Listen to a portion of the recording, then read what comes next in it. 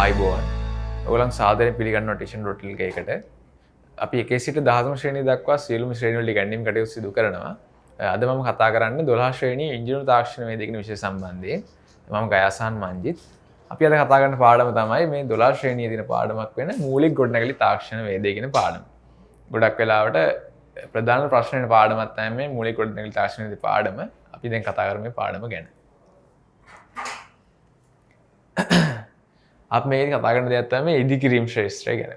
අපි ගත්තොත් මුලින්ම කතා කරමු ඉදිකිරීම් ද්‍රව්‍ය ඉදිකිරීම් සඳහා භාවිත කරන ද්‍රව්‍ය මොනවද කියලා. ඒකෙදි මුලින්ම එහෙම කතා කරනවා. අපි ඉදිකිරීම් සඳහා ද්‍රව්‍ය සපයා ගැනීමේදී ද්‍රව්‍ය ගුණ පිළිබඳව කතා කරනවා. අපි මේ ද්‍රව්‍ය ගුණ පිළිබඳව අවධානය යොමු කරලා ප්‍රධාන කරුණු තමයි මෙන්න මේවා. පළවෙනි තමයි ශක්තිය. අපි මේ ද්‍රව්‍ය වල ශක්තිය ගැන සලකා බලන්න ඕනේ. ඒ වගේම කල් පැවැත්ම. ශක්තිය කල් පැවැත්ම. ඒ වගේම ඝනත්වය. අපි වගේ මේක තෝරගන්න අපි මේ හිතලා බලන්න දැක්කම මේ సౌందర్యාත්මක බව. අපි ගොඩක් අය අලංකාරාත්මක වල නිෂ්පාදනය කරන සඳහා මේ సౌందర్యාත්මක බව කියන එක සලකා බලනවා. ඒ වගේම සෞඛ්‍ය දේශගුණික හා පාරිසරික යෝග්‍යතාව. මේ ද්‍රව්‍ය තෝරා ගැනීමේදී ප්‍රධානව සලකා බලන්න ඕනේ. ඒ වගේම විශ්වාසනීයත්වය.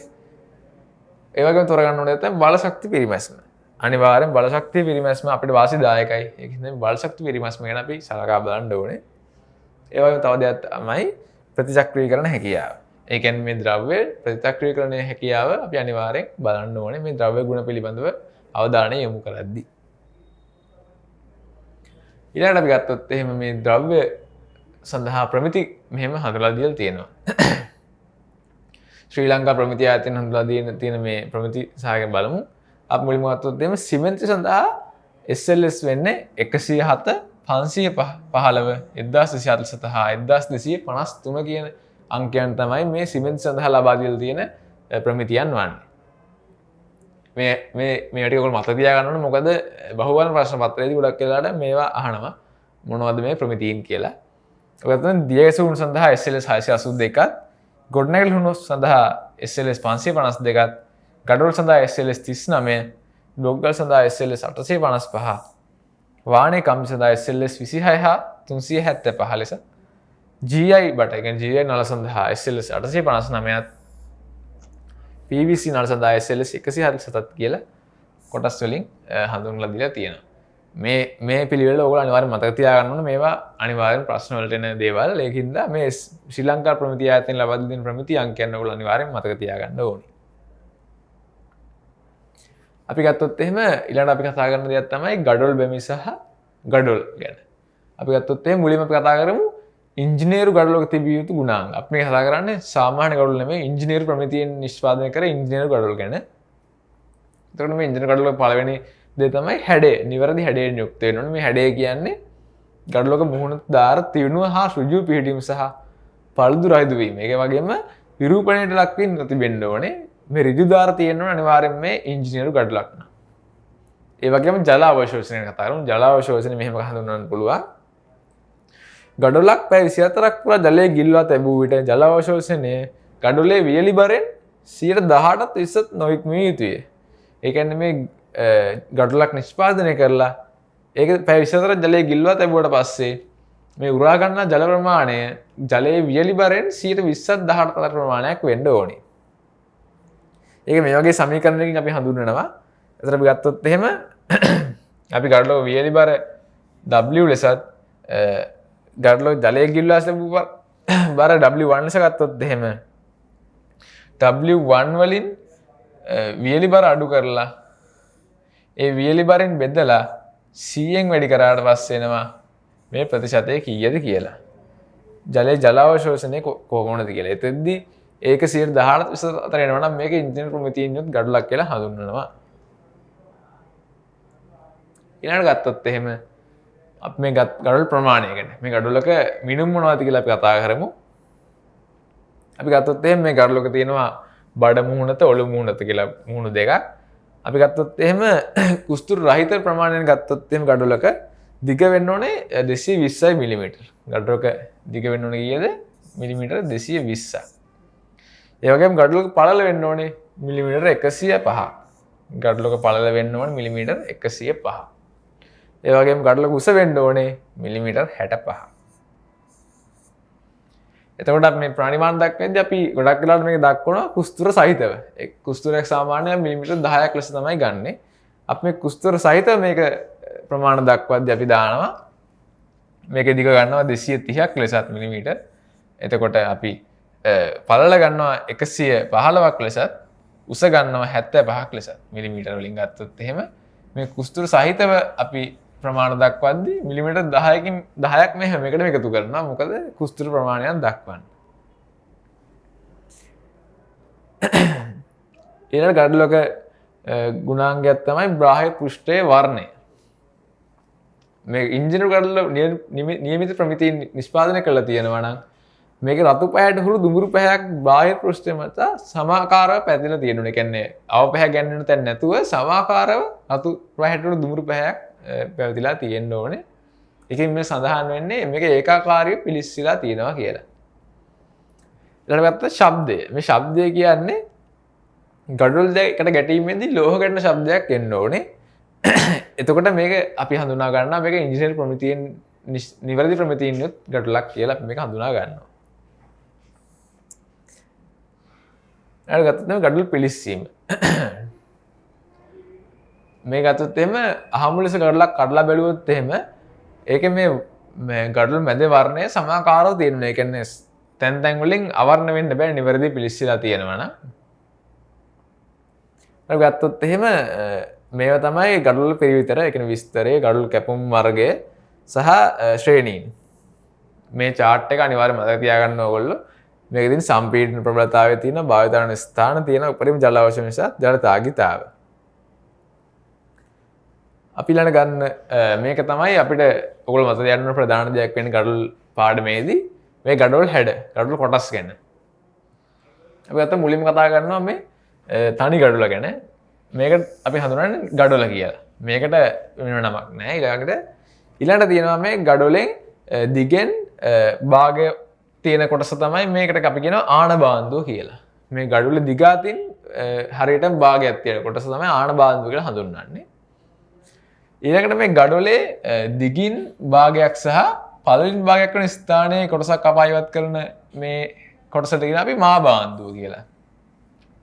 දිගින් සහ පළලින් භාග සලකුණු ස්ථාන දෙකෙන් කොටසක් ඉවත් කරලා තියෙන්නේ.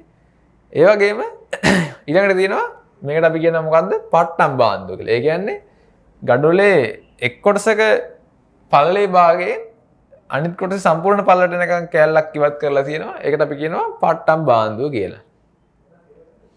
ඒ වගේම තියෙනවා මයිටර් බාන්දුව. මයිටර් බාන්දුවේදී මෙන්න මේ වගේ කොටසක් සාමාන්‍යයෙන් ගඩොලේ 4න් 3ක වගේ දුරකදී කොටසක් ඉවත් කරලා තියෙනවා පළලේ දක්වා. ඒක අපි හඳුන්වනවා මයිටර් බාන්දුව කියලා. එම් ගඩොලේ පල්ල අතින් භාගයක් ඉවත් කරලා තියෙන කොටස කියන්නේ ඔළු බඩ මුහුණෙන් භාගයක් ඉවත් කරලා තියෙන කොටස අපි හඳුන්වනවා ගල් භාගය කියලා. අපි ඒතර මේ දිග අතින් ඉවත් කරලා තියෙන එක අපි හඳුන්වනවා ආන බාන්දුව. ඒ වගේම මේ මැදින් ඉවත් කරලා තියෙන අපි හඳුන්වනවා ගල් භාගය කියලා. ඒ වගේම ගලේ 4න් 3ක් ඉවත් කරලා තියෙන එක ගල් තුන් කාල කියලා හඳුන්වනවා. ඒ වගේම මේ ගඩොලේ දිගින් භාගයක් සහ අනිත් පැත්තේ දිගින් 4න් 3ක් ඉවත් කරලා තියෙන කොටසට අපි කියනවා පට්ටම් භාගය කියලා. ඒ වගේම මේ කෙරවල වක්‍රා කරලා තියෙන ගඩොල හඳුන්වනවා වට්නාස් ගඩොල කියලා. මේ ගඩොල ටික ඕල් නිවැරදිව මතක තියාගන්න ඕනේ විභාග ප්‍රශ්න සඳහා.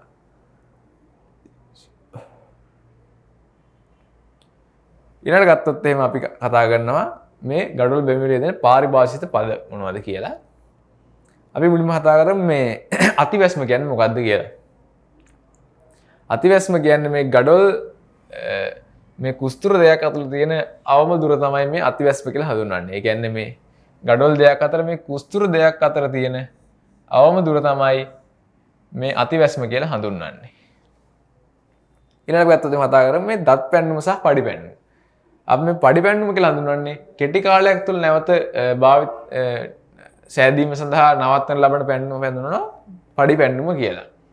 ඒ වගේම දීර්ඝ කාලයක් මේක නිවැරදි හදන්න නැතු තියලා පටන් ගන්න හිතන් ඉන්නවනම් අපි හදන නැවතුම් කෙරවල තමයි මේ දත් පැන්නුම කියලා කියන්නේ.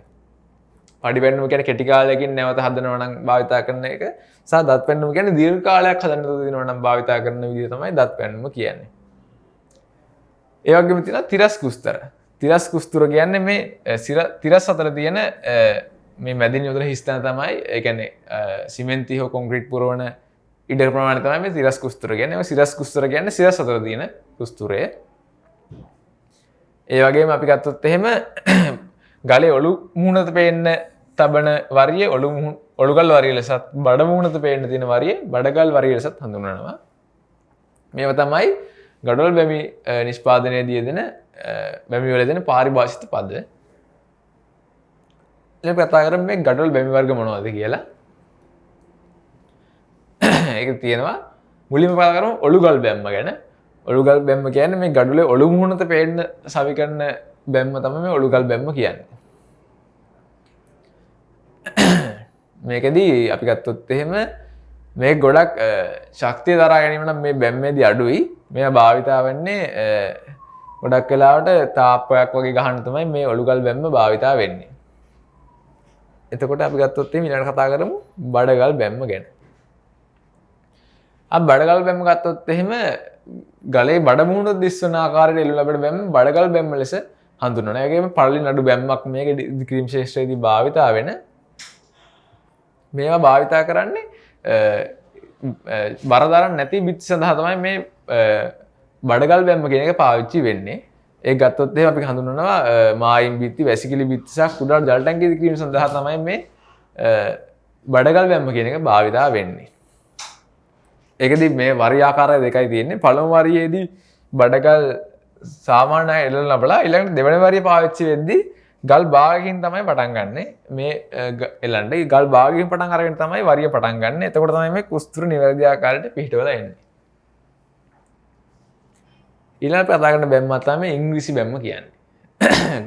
ගඩොල් බැම්ම ආකාරවල ඉංග්‍රීසි බැම්ම මෙහෙම හඳුන්වනවා. බරණ දරන බිත් සඳහා මේ බැම්ම ක්‍රමය යොදා ගන්නවා. මේකේ පළල සහ භාරය ක්‍රියා කරන කියන්නේ මේකේ පළල වැඩි නිසා භාරය ක්‍රියා කරන වර්ගඵලය වැඩි නිසා මේක බර දරන බිත් සඳහා තමයි මේ ඉංග්‍රීසි බැම්ම කියන එක භාවිතා වෙන්නේ. ඒතර ඒකේ වරි දෙක මෙහෙම තියෙනවා. පළමු වරියේදී සම්පූර්ණ ගලකට පස්සේ ආනබාන්දුවක් භාවිතා වෙනවා. ඒ වගේම දෙවැනි වරියේදීත් එහෙමයි. පළවෙනි වරිය මේ අතරත් යනවා. ඊළඟට දෙවෙනි වරිය ඊට විරුද්ධ දිශාවට තමයි පටන් ගන්නෙ. දෙවෙනි වරියේදීත් පළමු ගලට පස්සේ ආනබාන්දුවක් යෙදෙනවා. ඒක හඳුනා ගන්න එහෙමයි මේ ඉංග්‍රීසි බැම්මක්ද කියලා. පළමු ගලට පස්සේ ඊළඟ ගලදී ආනබාන්දුවක් යොදනවා නම් ඒක අනිවාර්යෙන් ඉංග්‍රීසි බැම්මක් කියලා අපිට හඳුනා ගන්න පුළුවන්. ඊළඟට අපි කතා කරනවා ෆ්ලෙමිෂ් බැම්ම ගැන. මේ ෆ්ලෙමිෂ් බැම්ම වර්ග දෙකක් තියෙනවා. ෆ්ලෙමිෂ් බැම්ම සහ ද්විත්ව ෆ්ලෙමිෂ් බැම්ම කියලා. අපි ගත්තොත් එහෙම මේ ෆ්ලෙමිෂ් බැම්ම ක්‍රමයේ අපිට අඳුරා ගන්න විශේෂ ලක්ෂණයක් වෙන්නේ එකම වර්ගයේ මාරුවෙන් මාරුවට ඔලුගලක් හා බඩගලක් බැගින් පිහිටවනවා නම් ඒක අනිවාර්යෙන් ෆ්ලෙමිෂ් බැම්මක් කියලා හඳුනනවා. මේ ෆ්ලෙමිෂ් බැම්ම භාවිතා කරන්නේ මේ ෆ්ලෙමිෂ් බැම්ම පෙනුමෙන් ඉතා ලස්සනට දෙන හින්දා මේ විසිතුරු බැම්ම ක්‍රමයක් ලෙස හඳුන්වනවා. අපි ගත්තොත් එහෙනම් මේකෙදී ඔලුගලක් සහ බඩගලක් ආනබාන්දු තියෙන ඔලුගලක් තියෙනවා ආනබාන්දු තියෙන බඩගලක් තියෙනවා. මේ වෙනස් වෙන ආකාරය නිසා තමයි මේක ෆ්ලෙමිෂ් බැම්ම කියලා හඳුන්වන්නේ.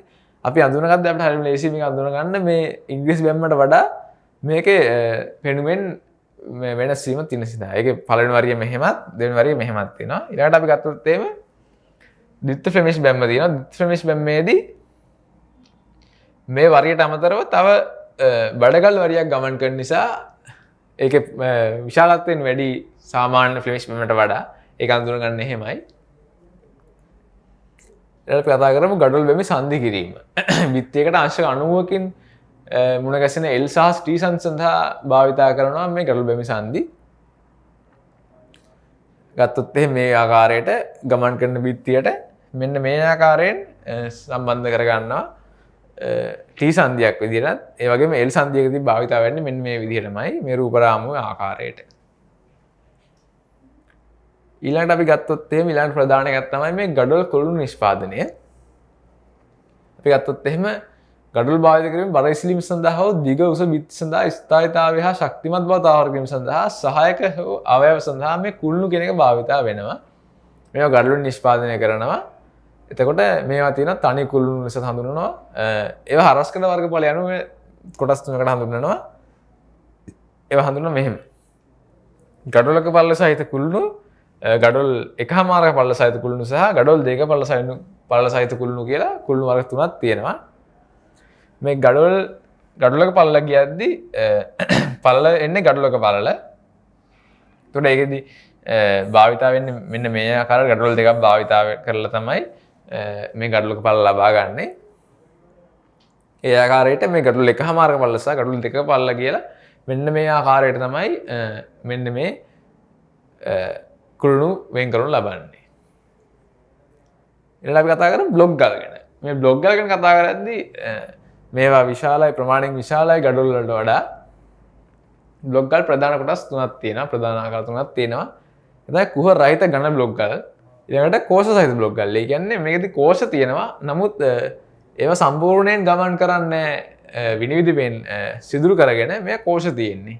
ඊළඟට තියෙනවා කුහර සහිත බ්ලොක් ගල්. ඒ කියන්නේ සම්පූර්ණයෙන් විනිවිද ඇතුලෙන් යන කුහර සහිත තියෙන හින්දා තමයි මේ කුහර සහිත බ්ලොක් ගල් කියලා හඳුන්වන්නේ. මේවා තමයි බ්ලොක් ගල් වල ප්‍රධාන කොටස් තුන. අපි ගත්තොත් එහෙනම් බ්ලොක් ගල් බැමි ගැන. බ්ලොක් ගල් බැමි කීපයක් සාමාන්‍ය බ්ලොක් ගල් බැමි වර්ග ගොඩක් නැහැ, එකයි තියෙන්නේ. බ්ලොක් ගල් බැමි සඳහා කෙලින් භාවිතා වෙන්නේ බඩගල් බැමි ක්‍රමය. මේ බ්ලොක් ගල් වල කෙලින් භාවිතා වෙන්නේ මේ බඩගල් කියන බැමි ක්‍රමය තමයි බ්ලොක් ගල් වල භාවිතා වෙන්නේ. එතකොට මේ සඳහා භාවිතා කරන බදාමේ සිමෙන්ති වල අනුපාතය 1:5 කියන බදාමය තමයි පාවිච්චි කරන්නේ මේ බ්ලොක් ගල් සඳහා.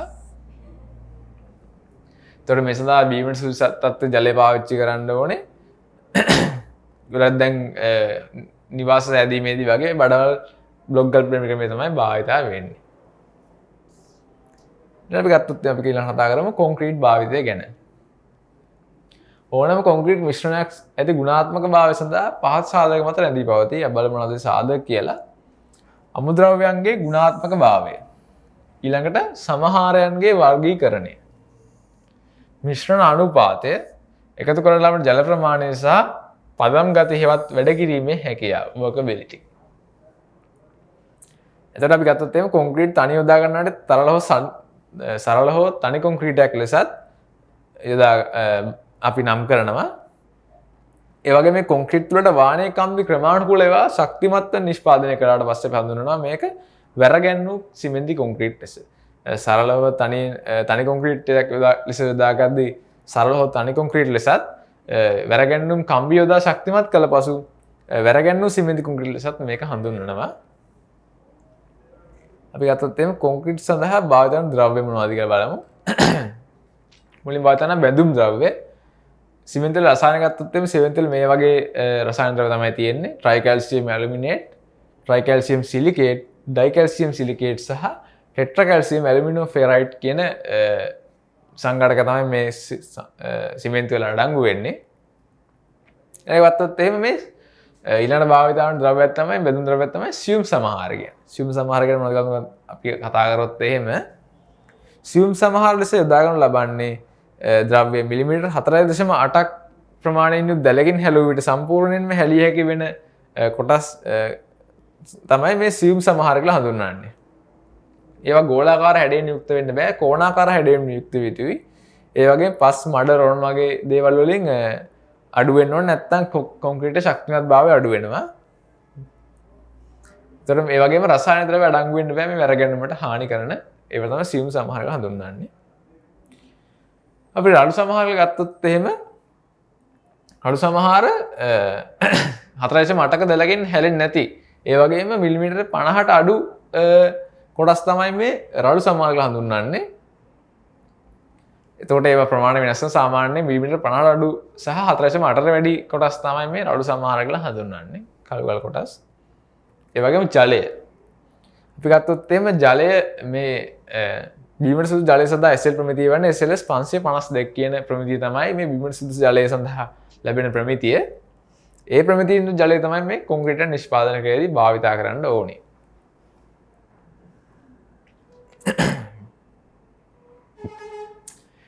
කොන්ක්‍රීට් සඳහා ද්‍රව්‍ය මිශ්‍රණ අනුපාත. අපි ගත්තොත් එහෙම කොන්ක්‍රීට් සාමාන්‍ය නිෂ්පාදනය කිරීමේදී දරුණු මිශ්‍රණ අනුපාත ක්‍රම 3ක් තියෙනවා. ඊළඟට නාමික මිශ්‍රණ තියෙනවා. ඒ වගේම සම්මත මිශ්‍රණ තියෙනවා. ඒ වගේම නිර්මාණය කරලා ලබන විශේෂ මිශ්‍රණ තියෙනවා. මේවා තමයි ප්‍රධාන කොටස් තුන. මේ කොන්ක්‍රීට් සඳහා දරුණු මැනීමේදී භාවිත කරන මැනුම් උපකරණය තමයි මේ ආමාන පෙට්ටිය කියන්නේ. එතකොට මේ විභාග ප්‍රශ්න වල දානවා මේ ආමාන පෙට්ටියේ පරිමාණ මිනුම් සඳහන් කරන්න කියලා. එතකොට මේකේ දිග පළල උස ගත්තොත් එහෙම 400යි 350යි 250යි කියන අගයන් වලින් තමයි මේ දිග පළල උස හැදින්වෙන්නේ. 400 මිලිමීටර් 350 මිලිමීටර් සහ 250 මිලිමීටර් කියන මිනුම් වලින් තමයි මේ ආමාන පෙට්ටිය සකස් වෙලා තියෙන්නේ. ඊට පස්සේ ගත්තොත් අපි කතා කරමු කොන්ක්‍රීට් මිශ්‍රණ සඳහා සම්මත අනුපාත මොනවද කියලා. අපි ගත්තොත් එහෙම මේකේ අනුපාත හතරක් තියෙනවා. ගත්තොත් මේ පළවෙනි තියෙනවා M15. ඒ කියන්නේ M15.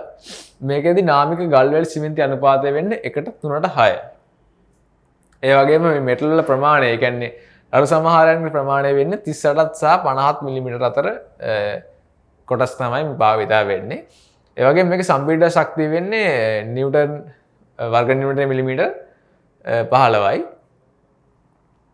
වර්ග මිලිමීටරයට නිව්ටන් 15ක් තියෙන සම්පීඩන ශක්තියෙන් තමයි සමන්විත වෙන්නේ. මේවා භාවිතා කරන්නේ තනි කොන්ක්‍රීට් මිශ්‍රණ අත්තිවාරම් වැරගැන්වීම් කොන්ක්‍රීට් සහ අත්තිවාරම් පතුළු ගෙබීම වගේ තැන්වල තමයි මේ කොන්ක්‍රීටේ භාවිතා වෙන්නේ. නැත්නම් අපි M20 M20 කියන ශ්‍රේණිය ගත්තොත් එහෙම මේකදී නාමික ගල් වැලි සිමෙන්ති අනුපාතය වෙන්නේ 1:2:4. ඒ කියන්නේ සිමෙන්ති 1ට වැලි 2ක් සහ ගල් 4ක් කියන තමයි භාවිතා වෙන්නේ. මේකෙදි භාවිතා කරන අලු සමහරයන් ප්‍රමාණය වෙන්නේ මිලිමීටර 20යි. මේකේ සම්පීඩනතා ශක්තිය වෙන්නේ වර්ග මිලිමීටරයට නිව්ටන් 20යි. ඔයගොල්ලෝ බලන්න මේකෙදි අපිට හඳුනා ගන්න පුළුවන් මේ සම්පීඩනතා ශක්තිය ලැබෙන අගයම තමයි මේ ශ්‍රේණියේදී භාවිතා වෙන්නේ. ඒ කියන්නේ මේ M20 සඳහා තියෙන සම්පීඩන ශක්තිය වෙන්නේ වර්ග මිලිමීටරයට නිව්ටන් 20යි. ඒත් මතක තියාගන්න පුළුවන් මේ සම්පීඩන ශක්තිය අනුව මේ ශ්‍රේණිය මතක තියාගන්න පුළුවන් අපිට. ඉතින් මේ කොන්ක්‍රීටේ භාවිතා වෙන්නේ ලින්ටර්ල බාල්ක වගේ වැරගැන්වුම් කොන්ක්‍රීට් වල සඳහා තමයි මේක භාවිතා වෙන්නේ. ඊළඟට කතා කරමු මේ M25 එහෙම නැත්නම් M15 කියන M25 කියන ශ්‍රේණිය ගැන. මේකෙදි භාවිතා වෙන්නේ සිමෙන්ති වැලි ගල් අනුපාතය 1:1.3 කියන අනුපාත තමයි භාවිතා වෙන්නේ. ඒතර මේකෙදි මෙටල් ප්‍රමාණය භාවිතා කරන්නේ මිලිමීටර් 12 ප්‍රමාණයේ මෙටල් තමයි භාවිතා කරන්නේ. මම කලින් කිව්වා වගේ මේක සම්පීඩන ශක්තිය වෙන්නේ මේකේ ශ්‍රේණියක මොකද්ද M25 නම් මේක සම්පීඩන ශක්තිය වෙන්න ඕනේ වර්ග මිලිමීටරයට නිව්ටන් 25යි. ඒක මතක තියාගන්න ඕනේ. ඉතින් මෙයා භාවිතා වෙන්නේ ජලය ගබඩා කරන ටැංකි වගේ ඒ වගේම අධි බර දරන කුළුණු වලට තමයි මේක භාවිතා වෙන්නේ. ඊළඟට අපි කතා කරනවා M30. එහෙම නැත්නම් M30 කියන ශ්‍රේණිය. මේකෙදි භාවිතා වෙන්නේ 1:1.2 කියන අනුපාතය. මේකෙදිත් මෙටල් ප්‍රමාණය භාවිතා වෙන්නේ 12 මිලිමීටර මෙටල් ප්‍රමාණයමයි. කලින් කිව්වා වගේම මේකේ සම්පීඩන ශක්තිය වෙන්නේ 30යි වර්ග මිලිමීටරයට නිව්ටන්. මේක භාවිතා වෙන්නේ අධිභාර දරන බාල්කල් සඳහා තමයි මේක භාවිතා වෙන්නේ. ඔයගොල්ලෝ තව දෙයක් මතක තියාගන්න ඕනේ. මේ ගල් වැලි ගල් අනුපාතය දෙහම 30න් බලන්න වැලි 3ක් නම් ගල් 6ක්. වැලි 2ක් නම් ගල් 4ක්. වැලි 1.5ක් නම් ගල් 3ක්, වැලි 1ක් නම් ගල් 2ක්. ඒ කියන්නේ මේ හැමතිස්සෙම වැලි ප්‍රමාණය වගේ දෙගුණයක් තමයි ගල් භාවිතා වෙන්නේ. ඒකත් මතක තියාගන්න මේක මතක තියාගන්න ලේසි කරන ක්‍රම තමයි මේ කියලා දුන්නේ. ඊළඟට ගත්තොත් එimhe කොන්ක්‍රීට් සඳහා වැරගැන්වීම් මෙදීම. කොන්ක්‍රීට් සඳහා වැරගැන්වීම් මෙදීමේදී අපි කොන්ක්‍රීට් බාල් සඳහා මෙහෙම යොදනවා. මේ කොන්ක්‍රීට් බාල්කයක කොටස් තුනක් තියෙනවා. සම්පීඩන කලාපය, උදාසීන කලාපය සහ ආර්ථික කලාපය. සම්පීඩන කලාපය කියන්නේ මේ ඉහළින් බරය දෙද්දී සම්පීඩනයට ලක් වෙනවා නම් ඒක සම්පීඩන කලාපය. ඊළඟට මේ බර යෙදෙන නිසා ඒක ඇදීමකට ලක් වෙන නිසා මේ යට කලාපය ආර්ථික කලාපය ලෙස හඳුන්වනවා. නැත්නම් මේ කොන්ක්‍රීට් සඳහා වැරගැන්වීම් මෙදීමේදී මේ දිගින් වැඩි වෙන්න මේ වැරගැන්වීම් කම්බි සම්බන්ධ කිරීමේදී සිරස් සම්බන්ධ කිරීමේදී භාවිත කරන ක්‍රමවේදය තමයි මෙන්න මේ ක්‍රමවේදය. හැම විටම මේ කම්බි දෙකක් ඇතුළු පැත්තට තමයි මේ ඊළඟ කම්බි සම්බන්ධ කරලා සවි කරන්නේ. මේකේ මම දැකලා තියෙන ගොඩකට MCQ ප්‍රශ්න වලට අහලා තියෙනවා. මේ රූප රාමුව දාලා මේක ඇතුළු පැත්තට සම්බන්ධ කරන එක තමයි නිවැරදි ආකාරය වෙන්නේ. ඊළඟට කතා කරමු කොන්ක්‍රීට් සුසංහසනය ගැන.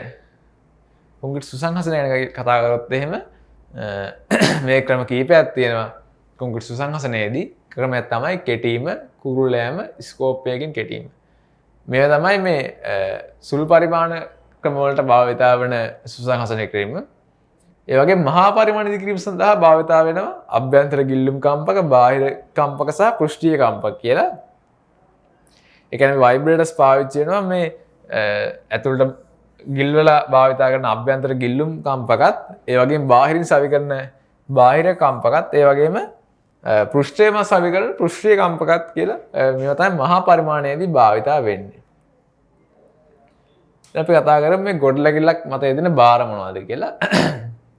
ඉදිකිරීමක් වශයෙන් මේක ප්‍රධාන කොටස් තුනකට වෙන් කරනවා. ගොඩනැගිල්ලක් මත යෙදෙන බාර, සජීවී බාර, අජීවී බාර සහ පාර්ශවික හා වෙනත් බාර කියලා. අපි කතා කරොත් මේ අජීවී බාර කියන මොනවද කියලා මේ අපි නිවසක් ගද්දි නිවසේ ඇතුලේ තියෙන බඩු මුට්ටු මේ වහල බිත්ති මේවා තමයි නිවසක අජීවී බාර වෙන්නේ ගොඩනැගිල්ලක. ඒවා අනුන ඩෙඩ් ලෝඩ්ස් කියලා. ඒ වගේම ඊළඟට තියෙනවා සජීවී බාර. මේ සජීවී බාර කියලා හඳුන්වන්නේ දැන් අපි ගත්තොත් එහෙම මිනිස්සු, සත්තු ඒ වගේ දේවල් තමයි මේ සජීවී බාර කියලා හඳුන්වන්නේ. ඒ වගේම අපි කතා කරනවා මේ පාර්ශවික හා වෙනත් බාර. ඒ කියන්නේ පරිසරයෙන් ලැබෙන වැස්ස, අවුව, සුළුසුළං, ගං වතුර මේ වගේ දේවල් තමයි මේ පාර්ශවික හා වෙනත් බාර කියලා හඳුන්වන්නේ. අතන මම හිතනවා ඔයගොල්ලන්ට මේ පාඩම තේරෙන්නේ නැති කියලා. අපි මේ කතා කරේ මූලික ගොඩනැගිලි තාක්ෂණ වේදේ කියන පාඩම. එතකොට අපි ඒකේ ප්‍රධාන කොටස් කීපයක් කතා කරා. මේ ගොඩනැගිලි තාක්ෂණ වේදේ ගඩොල් නිෂ්පාදනය වගේ දේවල් අපි කතා කරා. මම හිතනවා හොඳට මේ තේරෙන්නේ නැති කියලා. අපි ඊළඟ කොටසින් නැවත හමු වෙමු. දිගටම ටියුෂන් රෝටල් එක සමරදී සිටින්න. එහෙනම් සමුගනිමු. ආයුබෝවන්.